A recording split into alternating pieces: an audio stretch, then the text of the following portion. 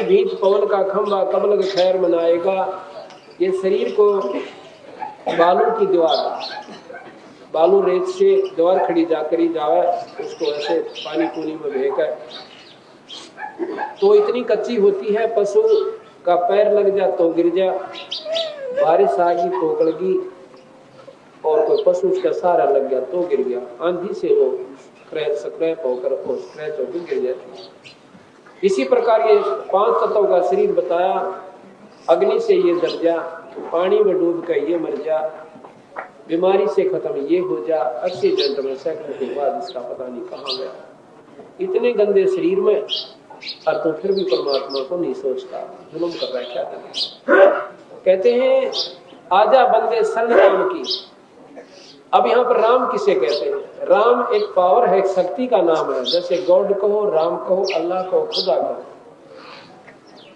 कोई राम व्यक्ति विशेष के लिए नहीं है। जैसे साहब कहते हैं, अब डिस्ट्रिक्ट में डीसी साहब कहें, फिर कमिश्नर साहब कहें, नीचे एसडीएम साहब कहें, तहसीलदार साहब कहें, किसी भी महकमे के जो उच्च अधिकारी से लेकर नीचे तक कल रखता है भी साहब के अधिकारी कहलाते हैं।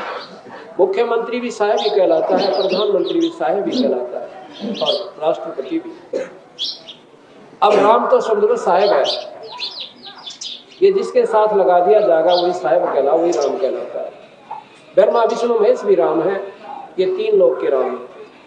इनका कार्य क्षेत्र है, इनकी स्थिति है, ये इतना इतना काम कर सकते हैं, इससे आगे ये नहीं कर सकते। ये किए हुए कर्म का भोग दे सकते हैं, पुण्य का भोग स्वर्ग में, पाप का भोग नरक में। जैसा जिसने कर रखा वो भोगे सरेगा, कोई किसी का अदला बदला वो पूरा करना पड़ेगा।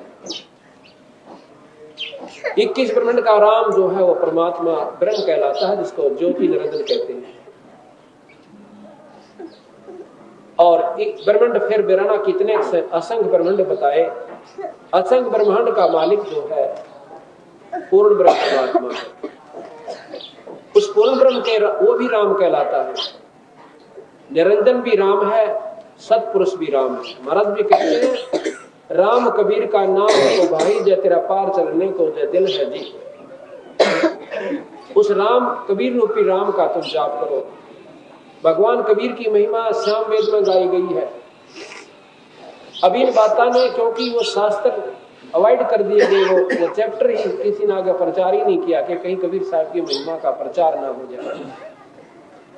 गरीबदास जी ने लिखा कि हम बैरागी ब्रह्म पद और सन्यासी महादेव, और सो हम मंत्र दिया शिव जी को, वो करे हमारी सेव।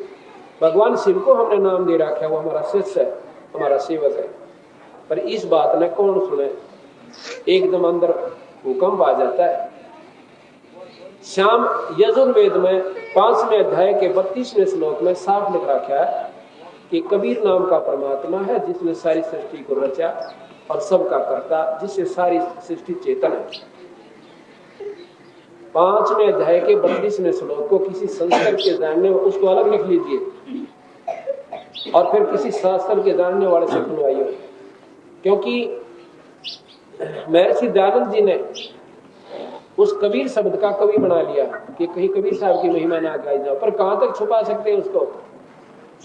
आगे लिख रखा श्याम वेद में भगवान शंकर से पार्वती पूछा है, श्याम वेद के ब्रह्म यामल अंग है कि हे भगवान, आप देवन के देव, भगवानों के भगवान, और आप भी जान किसका लगाओ।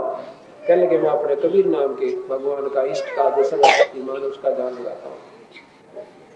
हंसती है पहले तो कि हमने तो कहीं इसका जिक्र भी नहीं सुन रखा, कि यही कमी रही कि हमने इसका जिक्र नहीं सुन रखा। उसमें 108 श्लोक है जिसमें कैसे क्या बनता है। जैसे गरीबदास जी ने बताया कक्का केवल नाम है, बब्बा ब्रह्म शरीर, रर्रा चल में रम रहता का नाम कबीर। इसी प्रकार उस संस्कृत में लिखा कैसे ऐसे बनता है, वैसे ऐसे बनता है, वैसे ऐसे बनता है। ऐसे ऐसे कबीर साहब के नाम की व्याख्या 108 श्लोकों में आती है। तो इस प्रकार जब हमने भगवान की परिभाषा का पता चला तो उस पूर्ण ब्रह्म परमात्मा के राम की शरण में क्यों करावे कि उनके नुमाइंदे गुरु को की शरण में, और गुरु में और सतगुरु में यानी परमात्मा में कोई अंतर नहीं होता अगर वो गुरु पद का अधिकारी है तो। महाराज कहते हैं सतगुरु साहब एक है दूजा भ्रम विरोध, वो परमात्मा और गुरु में कोई अंतर नहीं। कबीर तुलसीदास जी कहते हैं मम संत मुझे जान मेरा ही स्वरूपम, मेरे संत को मेरा ही रूप समझो। और फिर कहते हैं गुरु मानुष कर जानते वह लड़कइये अंध, महादुखी संसार में फिर आ गए यम के फंद। तो यहां बताया कि उस परम पिता परमात्मा सतपुरुष की शरण में आ जाओ, नहीं तो ये काल तुम्हें खा जाएगा। ये बाड़ू की भीत पवन का खंबा कद लग खैर मनाओगे, इन देवी देवताओं पर जाकर कब तक इसको सुरक्षित रख सकते हो। बड़ी बात मानिए, आपका थोड़ा बहुत सुविधा मिल भी गई तो 184 नहीं मिट सकती आपकी वहां से। कुत्ते कुतिया बनते नहीं बच सकते, आप कितनी साधना कर लो, कितने चक्कर काटो गोवर्धन के, अब जाओ आप अमरनाथ की यात्रा पर। कल भी बताया था कि अमरनाथ की यात्रा पर वो प्राणी गए जो भगवान शिव के एक नंबर के मतलब सेवक थे और सच्ची श्रद्धा वाले थे। अमरनाथ की यात्रा पर जब वो जा रहे थे तो सह परिवार खत्म हो गए, हजारों व्यक्ति मारे गए। तो भगवान गरीबदास जी कहते हैं ये साधना भगवान शिव को पाने की नहीं है जो तुम गलत कर रहे हो। और अगर वो परमात्मा भगवान शंकर इन बातों पर प्रसन्न होते कि ये काम ठीक है, तुम आओ अमरनाथ के ऊपर, एक को भी नहीं मरने दे सकते थे, वहीं से बुद्धि फेर देते। लेकिन वो उनको अपना अधिकार नहीं मानते, जो उनकी सच्ची भाव से भावना और श्रद्धा से जो नियमित भक्ति नहीं कर रहे। मूर्ख लोगों के बकाए हुए अपने चल पड़ते मनमुखी भेड़ की तरह लाइन पड़ गई, हम जाएंगे वहां पर जगन्नाथ अमरनाथ पे, चलोगे हम भी चलेंगे, हम भी चल, फलाना जा रहा हम भी चलेंगे, पर नो नहीं पता वहां लाभ है या हानि। पीछे भी बताया था हरियाणा के अंदर सावन के महीने में एक इतनी कसूती बीमारी गिर रखी है, गलत रिवाज के कावड़ लेने जाते हैं गंगा जी पे हरिद्वार से, और विशेष श्रद्धालु जो भगत होते हैं वो नीलकंठ पर जाते हैं भगवान शिव के। नीलकंठ के मंदिर के पास 1991 में अगस्त के महीने में कम से कम भी वहां पर काफी व्यक्ति सोए हुए थे, यानी 2000 के आसपास वहां पर आदमी बंदे बच्चे परिवार समेत लेटे हुए थे। कोई समझ गा रहा था, कोई भगवान शिव की स्तुति कर रहा था। कहते हैं वो नीलकंठ का मंदिर गिर गया, कुछ पहाड़ का टुकड़ा कट गया पानी से जिसके ऊपर वो आधारित था और वो नीचे गिर गया। उसके ग्रंथ वहीं पर पड़े पड़े कहते हैं कम से कम 1700-1800 आदमी वहां मर गए, समाप्त हो गए। वो भगवान शिव के उपास, बाकी भाग लिए डरते, नीचे आए गंगा के पुल का ऊपर का उतरने लगे, जोर जोर से कह रहे थे क्यों अब्दुल मच की भाई क्या हो गया कि पहाड़ टूट गया।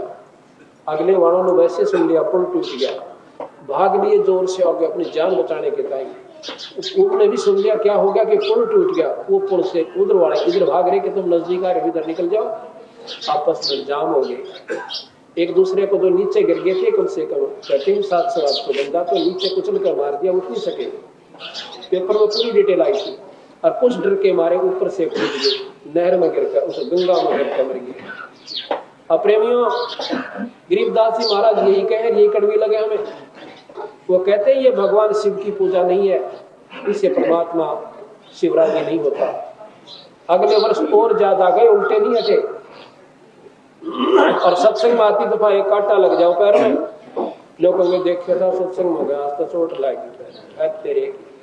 सच्चाई की तरफ नहीं चल सकते, दारू पीने वाले की लाइन लग जाएगी ठेके का, और दूध घर देकर जाते उसको भी नहीं कहेंगे पानी का दिखा। आज तो कई भाई लोग तुम्हारे गुरुजी तो घर घर आकर संदेश देते हैं, गुरु तो वो होते हैं जो वहां बैठ जाते हैं। चलो भाई जैसे जिनकी मर्जी, जैसे कोई किसी भी संज्ञा में लो, लेकिन सच्चाई बेशक कड़वी हो पर स्थान बनाएगी। और आज बुद्धिजीवी लोग हैं, कोई अनपढ़ नहीं है कि जिनको वैसे बढ़ा दिया जाए, वैसे तुक्के ला दिए जाए, सब इस चीज को महसूस करते हैं और शास्त्र भी पढ़ सकते हैं। पहले तो कोई पढ़ ही नहीं सकता था, जो कह दिया सो फाइनल। तो यही सच्चाई आज गरीबदास महाराज ने अपने ग्रंथ के अंदर ग्रंथ साहिब में कति छान छान के रख दिया। तो इसका असर होगा तो कहा कि आजा बंदे शरण राम की फिर पीछे पछतावेगा, ये बालों के भीत कौन का खंबा कद लग खैर। कहते हैं धर्मराय तेरा लेखा लेगा फिर वहां के बात बनावेगा, लाल खम से बन जा बन सतगुरु कौन छुटावेगा। अब छोटी सी इंफॉर्मेशन आजा थाने में बुलाया सर घी बन जा हरे परिवार की, और फिर ढूंढेंगे सिफारशी कौन है, कौन मानता थानेदार उसको लाएंगे ढूंढ के। जब थाने में जान दिल करे और वहां जाना उस पूरे दरोगा के दरबार में, पूर्ण ब्रह्म की कचहरी में, हमें डर को नहीं लगता। तो महाराज कहते हैं वहां की बात बनाओगे तो वहां सिफारशी आपका गुरु होगा। और ऐसा तगड़ा सिफारशी जाइए जाके कह दे छोड़ इसको रे खबरदार जिसको हाथ लगा दिया तो ऐसा कौन है? महाराज कहते हैं ब्रह्मा विष्णु महेश से काफन दिन रहती उस परम पिता परमात्मा सतपुरुष के सामने तो ये भी खड़े खड़े हलते हैं, किसके आगे? पूर्ण ब्रह्म के आगे। और वहां धर्मराज दरबार में धर्मराज लेखा जोखा करता है सारी सृष्टि का। वहां पर ब्रह्मा विष्णु महेश की हिम्मत नहीं कि उनको कह दे कि इसके कर्म न काट दिया, टाल कर दिया। तो कहते हैं धर्मराज दरबार में देई कबीर तलाक, मेरे भूले चूके हंस को तू पकड़िए मत कजाक। धर्मराज को तो कबीर साहब कजा कह के बोलता है, जैसे बड़ा अधिकारी अपने छोटे अधिकारी को धमकाया करे और वो कहा करे हाँ जी जैसे आपको। तो वहां ऐसा कहा कबीर साहब ने, जो गरीबदास जी साथ थे उनकी आत्मा गेल ले गए थे। जब गरीबदास जी का पक्का विश्वास हुआ कि जो कुछ है ये कबीर साहब कहते धर्मराय दरबार में देई कबीर तलाक के मेरे भूले चूके हंस को तो पकड़िए मत कजाक। और गरीबदास जी कहते हैं फिर अपनी वाणी में वापस आकर कि सतगुरु सरना आकर धर्मराज डर कैसा, आखिरी डर है धर्मराज का यहाँ पर। कहते फिर धर्मराय का भी डर नहीं है जो सतगुरु सरना है। बोले पुरुष कबीर से धर्मराय कर जोड़ तुमरा हंस ना चंपूंगा मैंने 2 ही लाख। तो बोले महाराज जी तेरे हंस ना मैं नहीं छेड़ूंगा, ना कोई यमदूत जागा उसको लेने। कहा कि मेरे हंस को मेरे पास भेज दे। कहते हैं कि कर्मा से तीरथ है मुख से कहे कबीर, और जिनको निश्चय पकड़ूंगा मैं जड़ दो तो जल्दी। फिर कहा उसने कि महाराज जी ये ऊपरले से मनते भजन करे से भाई, ऊपरले मनाले का जिक्र नहीं, जो सच्चे मनते मेरी शरण में आएगी। फिर कहते हैं कि तो आपके आखिरी समय तक कर्मों में लगे रहते हैं, नाम लिए पीछे भी। और चौथा आश्रम है कि उसमें तीनों बाहर चला जाना चाहिए घर छोड़ के। आपके प्राणी जाते नहीं, आपके उपदेशी, तो उनको तो मैं पकड़ लूं तक नहीं भाई, ये तुम्हारा नियम है, हमारा नहीं है। हमारे आखिरी तक घर में रहेंगे और भजन करेंगे। और कहते हैं कर्म भरम ब्रह्मंड के ये पल में कर हूं नेश ऐसे काटा ला दूंगा। और जिन हमारी दो ही जी सो करो हमारे पेश।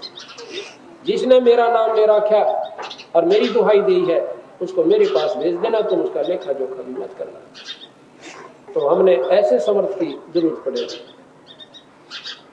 तो कहते हैं लाल से बांधा जा बिन सतगुरु कौन छुटावेगा। और फिर कहते हैं दिया लिया तेरे संग चलेगा, दरिया डुबा रह जाओ। दिया दान और लिया तुमने जो 7 दिन भगवान के नाम की लूट ली। कबीर साहब कहते हैं लूट सको तो लूट लो ये राम नाम की लूट, और फिर पीछे पछताओगे वही प्राण जाएंगे। आज आपने 7 दिन उस भगवान के नाम की वो लूट ली जिसके लिए सारे शास्त्र इशारा करते हैं। आपने वो काम कर लिया, बाकी वाचक कथा करते हैं और हम सुन लेते हैं।